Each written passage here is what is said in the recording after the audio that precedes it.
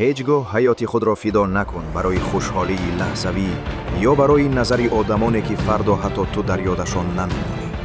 онҳо меоянд ва мераванд, вале касоне ки ҳамеша бо ту мемонанд оилаи ту ва наздиконат.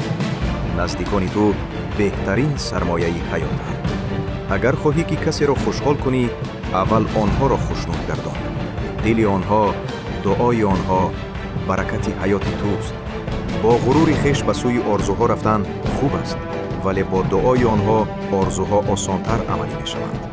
мақсади ҳақиқӣ на машҳур шудан дар чашми дигарон, балки шод кардани онҳое ки туро бешарт дӯст медоранд. ту нусхаи каси дигар нести. худатро бо дигарон муқоиса накун. ба роҳи худ рав. роҳи ту беназир аст. ҳар кас роҳе дорад.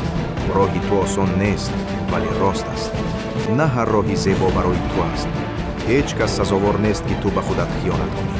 ба хотири он ки як шахси бегона туро қабул кунад, худатро аз даст маде. ту беназирӣ ва роҳе ки ба розигии худо ва дуои наздикон мебарад, он роҳ арзанда аст.